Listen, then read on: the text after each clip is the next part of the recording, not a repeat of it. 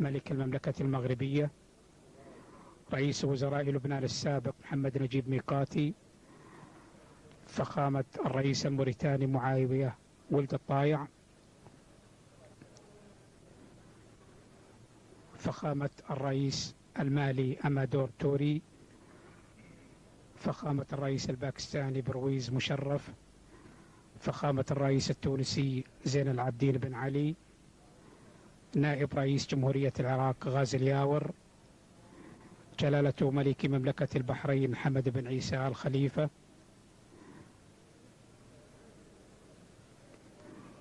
فخامة الرئيس الجيبوتي إسماعيل عمر جيلة، دولة رئيس الوزراء الأردني عدنان بدران، فخامة الرئيس السوري بشار الأسد، فخامة الرئيس اليمني علي عبد الله صالح، فخامة الرئيس المصري محمد حسني مبارك، رئيس دولة الإمارات العربية المتحدة الشيخ خليفة بن زايد آل نهيان، جلالة الملك عبد الله الثاني ملك الأردن، سمو الشيخ صباح الأحمد الجابر الصباح رئيس مجلس الوزراء بدولة الكويت، سمو أمير دولة قطر الشيخ حمد بن خليفة آل ثاني، جلالة السلطان قابوس بن سعيد سلطان عمان، فخامة الرئيس الجزائري عبد العزيز بوتفليقة،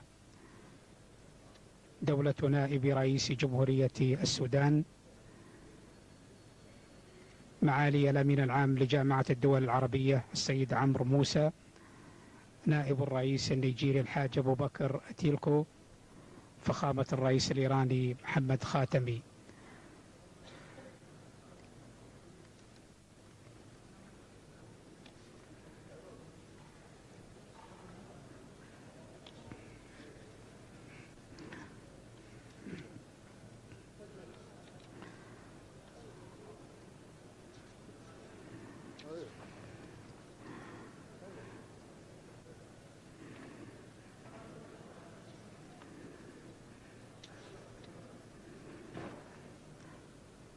الحمد لله على قضائه وقدره.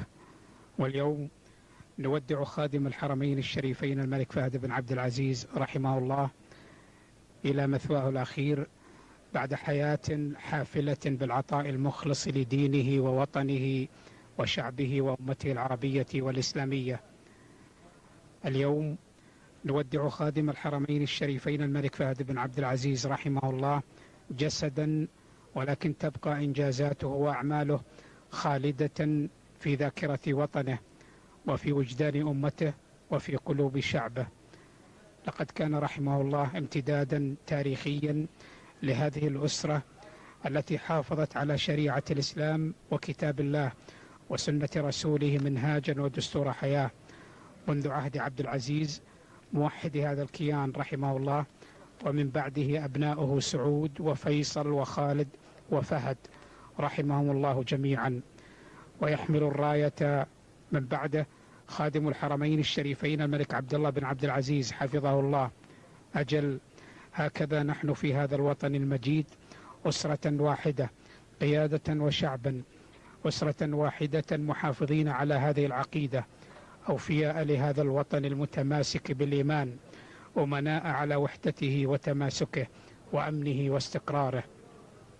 اليوم تودع الجموع والقلوب فهد بن عبد العزيز رحمه الله بعد حياة حافلة بالمنجزات والأعمال الجليلة حقق خلالها أكبر توسعة في التاريخ للحرمين الشريفين، وأقام مطبعة المصحف الشريف في المدينة المنورة لطباعة كتاب الله العزيز وتوزيعه داخل البلاد وفي كل ديار الإسلام، وسار بوطنه وشعبه إلى مدارج الرقي عبر خطط تنموية شاملة على كل صعيد وفي كل مدينة وقرية.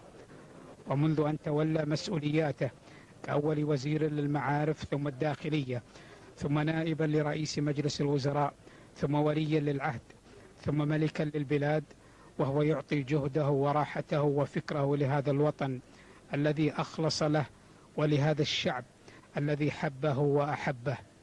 واليوم وهو يودع دنيانا الفانية يحمل الراية من بعده أخوه خادم الحرمين الشريفين الملك عبد الله بن عبد العزيز حفظه الله، يواصل مسيرة البناء بحكمته وبعد نظره وبإخلاصه وتفانيه لدينه ووطنه وشعبه. رحم الله فهد بن عبد العزيز وأسكنه فسيح جناته، والتاريخ لن ينسى إنجازاته ومواقفه في المجال السياسي. كان شجاعا قويا في مواقفه، كان نصيرا للقضية الفلسطينية ولشعبها، كان منافحا عن قضايا العروبة والإسلام، كان حاسما وشجاعا في تحرير الكويت ليعود عزيزا لقيادته وشعبه، كان نصيرا للقضية اللبنانية حفاظا على وحدة لبنان، كان داعما وصاحب مبادرات حكيمة في القمم العربية والخليجية وعبر كل المؤتمرات والاجتماعات التي حضرها في الأمم المتحدة والجامعة العربية ومجلس التعاون. كانت تربطه علاقات وثيقة مع القادة ورجال السياسة يستفيدون من فكره وبعد نظره وحكمته في معالجة الكثير من القضايا. لقد ترك رحمه الله سجلا تاريخيا في المجال السياسي لا ينسى، وتركت وفاته رنة حزن عميقة لدى كل الزعماء من الأشقاء والأصدقاء الذين عرفوا مواقفه وعرفوا حكمته وعرفوا حماسه وإخلاصه تجاه كل القضايا وسعيه لنصرة الحق والعدل والسلام. صورة أخرى مع زميل آخر. أيها السادة المشاهدون في كل مكان، تحية لكم من هنا من جامع الأمير تركي بن عبد الله في مدينة الرياض. وقد امتلأت جنبات المسجد بالمصلين الذين جاءوا ليؤدوا صلاة العصر هنا، ثم يؤدوا صلاة الميت على خادم الحرمين الشريفين الملك فهد بن عبد العزيز يرحمه الله. أيها الأخوة المشاهدون في كل مكان، يوم ليس كالأيام تعيشه المملكة العربية السعودية، وهي تودع قائدا فذا وملكا كرس حياته لخدمة دينه وبلده وشعبه وأمته. اليوم نودع أبا حانيا للصغير والكبير، كان بعد الله ملاذا ودرعا، وقف ضد ما يهدد أمن واستقرار بلاده ومنطقته العربية وأمن أمته الإسلامية. فرحمك الله يا فهد بن عبد العزيز، وأسكنك فسيح جناته، وأنزلك منازل الصالحين والصديقين والشهداء.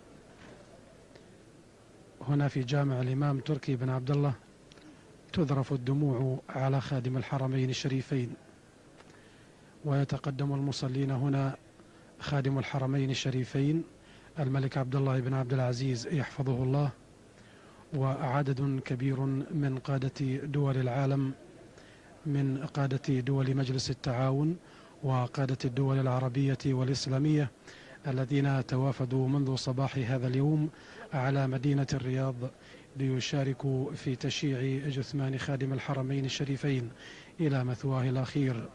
رحمك الله يا فهد بن عبد العزيز، وجزاك عن أمتك خير الجزاء، فقد كنت ملكا صادقا لشعبك وأمتك، مدافعا عن دينك الإسلامي أينما كنت في كل المحافل الدولية وفي كل مكان من دول العالم.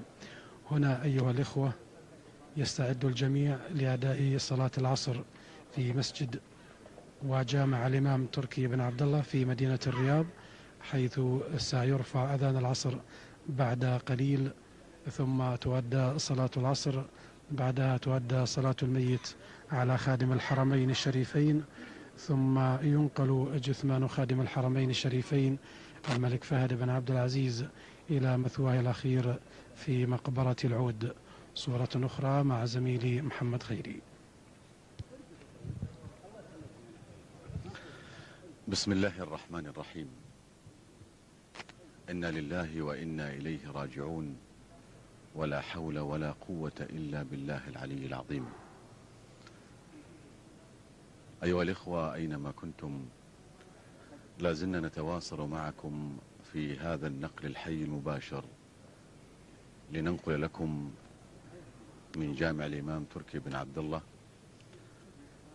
هذا المصاب الجلل وهذا الحدث الأليم بوفاة قائد هذه الأمة، بوفاة فقيد الإسلام والأمة والعروبة خادم الحرمين الشريفين، الذي توفي بعد عمر أنفقه وبذله في خدمة دينه وأمته في مناصب عديدة تولاها، غفر الله له.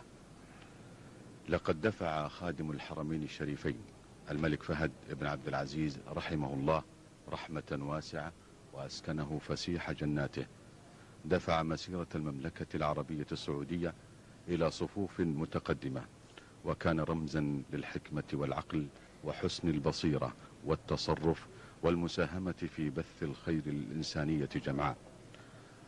وإذا كانت العيون قد سال دمعها والعبرات تكسرت، وإذا كانت النفوس أذهلها النبأ، فإن القلوب مؤمنة بأن الموت مصير كل حي، إنا لله وإنا إليه راجعون. رحم الله الملك فهد وأسكنه فسيح جناته، وأعظم الله الأجر لإخوانه الكرام وأبنائه وأهله وشعبه.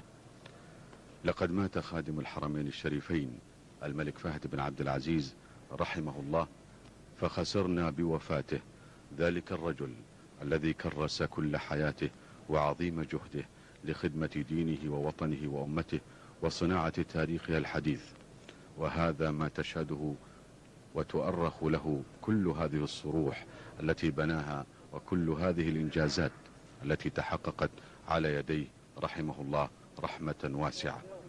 فقد مضت وانقضت سنوات من الازدهار والعطاء والمنجزات الجميلة المتواصلة، ومن الحب والولاء لمن لن نراه بعد اليوم، أمضيناها مع الملك فهد بن عبد العزيز رحمه الله، يظللها الإخلاص ويخيم عليها الشكر والتقدير.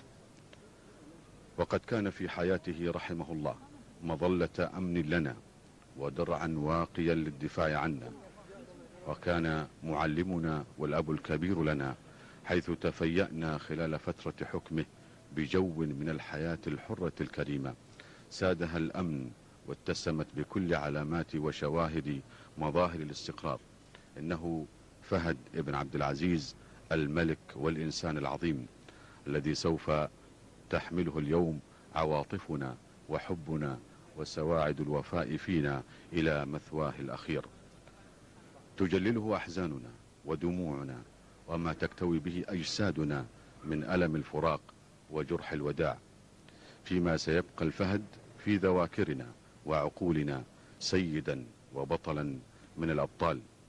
لن تنسى له الأمة أنه فجر فيها كل هذه الطاقات من الإبداع والعمل والطموح، وأنه حافظ على مبادئه ومواقفه والتزاماته وسياساته إلى أن توفاه الله واختاره إلى جواره. إن حزننا اليوم أكبر من كل الكلمات وأبلغ من كل العبارات، وها هو الموقف المهيب المؤثر المتشح بآلامنا ودموعنا وأحزاننا، يفوق في وصفه كل كلمة من هنا أو أخرى من هناك.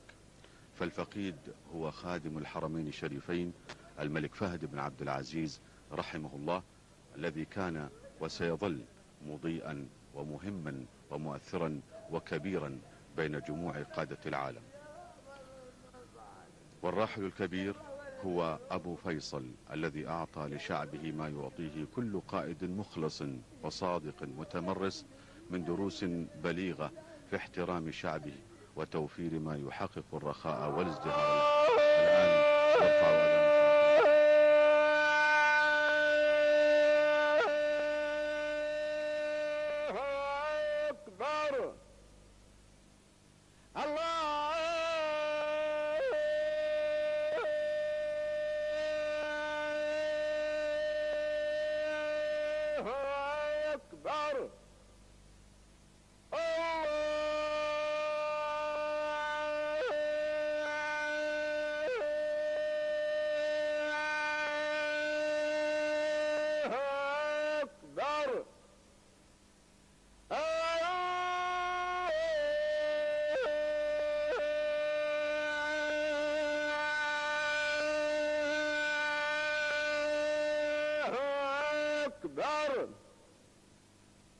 أشهد أن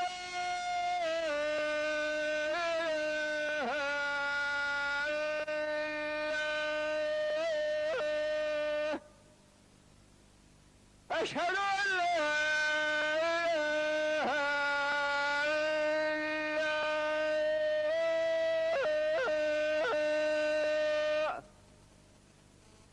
أشهد أن محمدا رسول الله أشهد أن محمدا رسول الله حي على الصلاة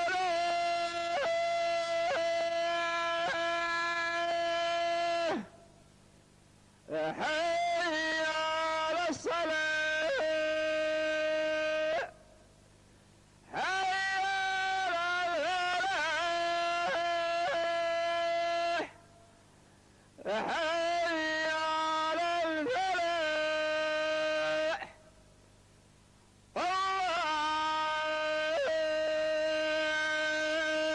الله أكبر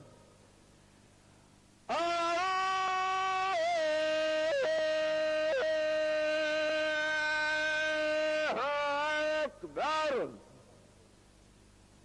لا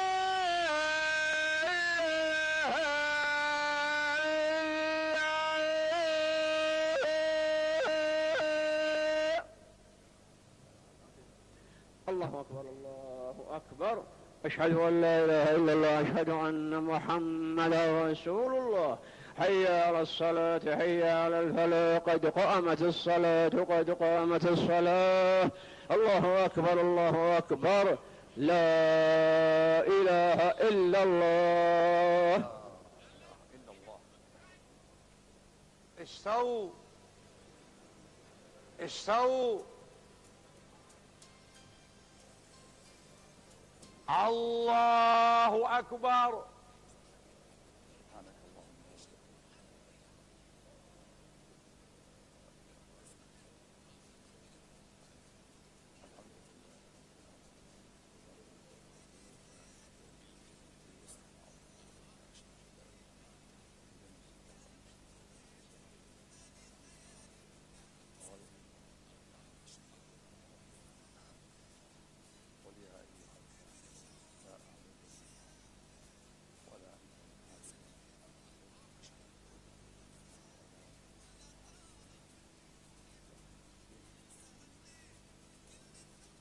الله أكبر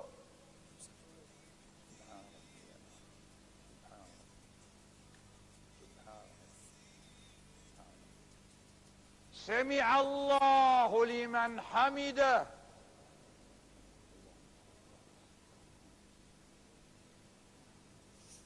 الله أكبر سبحان ربي سبحان ربي سبحان ربي الله أكبر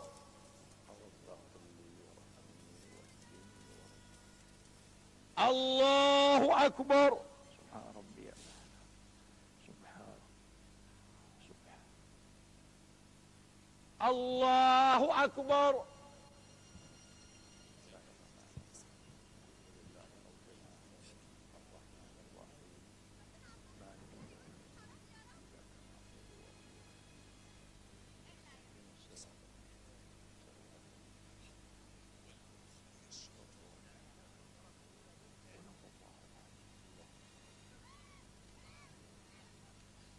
الله أكبر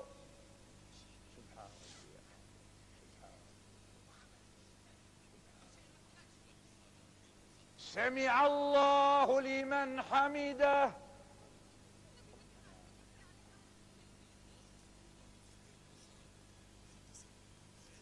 الله أكبر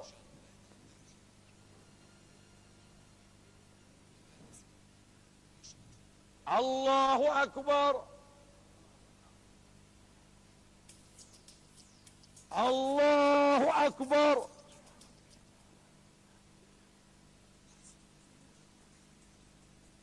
الله أكبر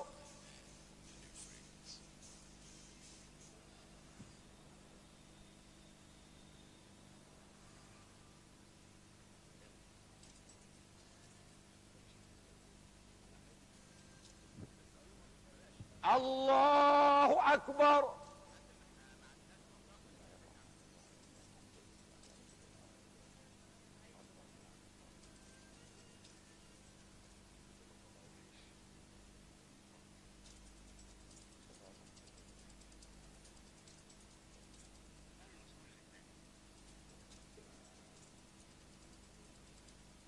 الله أكبر.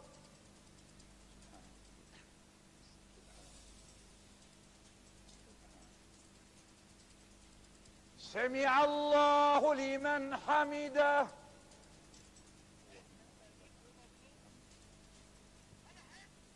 الله أكبر.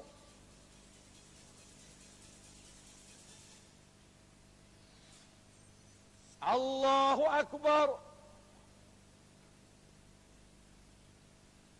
الله أكبر.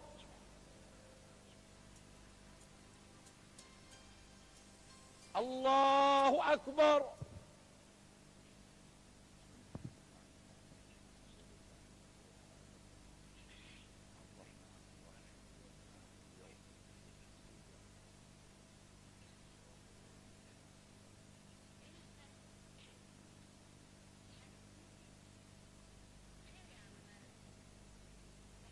الله أكبر.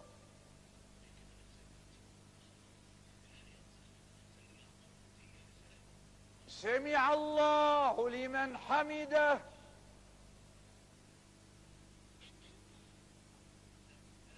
الله أكبر.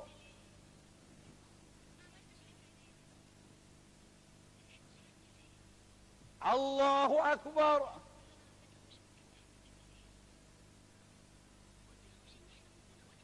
الله أكبر.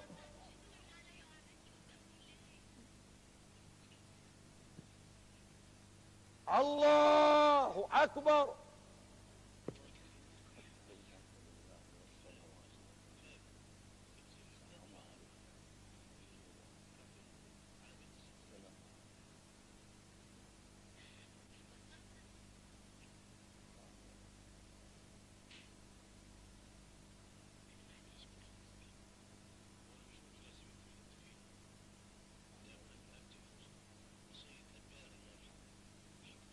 السلام عليكم ورحمة الله. السلام عليكم ورحمة الله. أستغفر الله. أستغفر الله. أستغفر الله. اللهم أنت السلام ومنك السلام. تباركت يا ذا الجلال والإكرام. أيها المسلمون، نؤدي إن شاء الله الصلاة على إمام المسلمين خادم الحرمين فهد بن عبد العزيز، غفر الله له ورحمه وجزاه عن الإسلام والمسلمين خيرا. نؤدي الصلاة عليه ثم نواريه على طريقة السنة المحمدية على صاحبها أفضل الصلاة وأتم التسليم. فادعوا لخادم الحرمين من أعماق قلوبكم واسألوا الله له التجاوز، فلقد قدم الكثير فجزاه الله عما قدم خيرا، وغفر الله له ولوالديه وأصلح عاقبة الجميع. والحمد لله على اجتماع الكلمة والتلاؤم وهذه النعمة العظيمة. وفق الله خليفته وولي عهده لما يرضيه، سددهما في أقوالهما وأعمالهما، وأدام علينا وعليهم نعمة الإسلام والأمان والاستقرار على كل شيء قدير. وصلى الله على محمد. بسم الله. أهلا وسهلا. الرحمن الرحيم. أهلا وسهلا. رهيب الآن شوي جالس يسلمون على الملك إن شاء الله. أهلا وسهلا.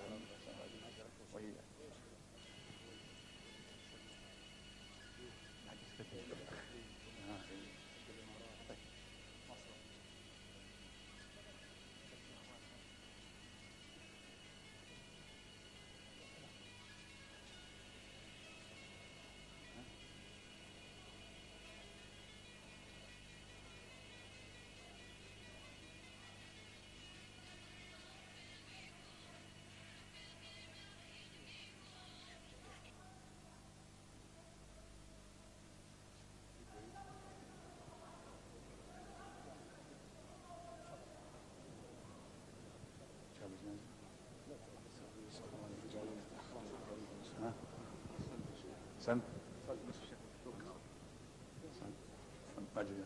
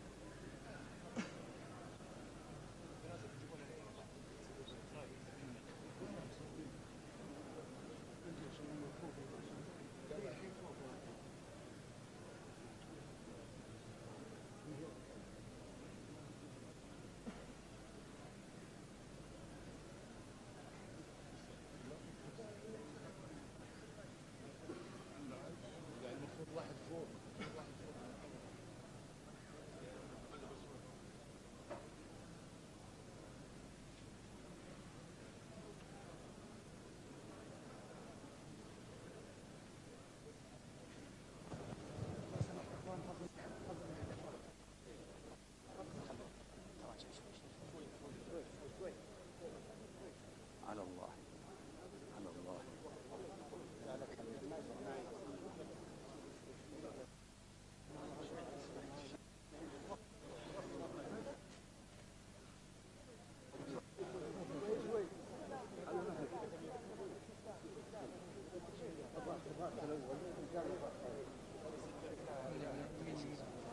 السلام عليكم.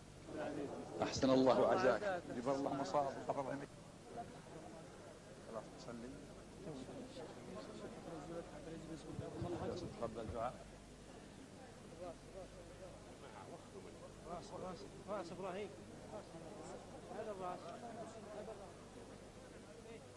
شمال قلبه. الله خير يا شيخ عبد العزيز. الله اجرك. لما تفضل.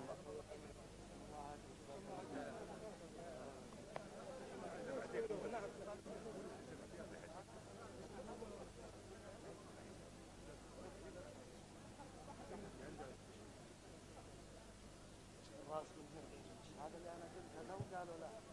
الحمد لله على ما قضى الله. الحمد لله. سنة الله التي تمنح بعباده. الحمد لله. ولكم في الأرض مستقر ومتاع إلى حين. الحمد لله رب رضينا بالله ربا.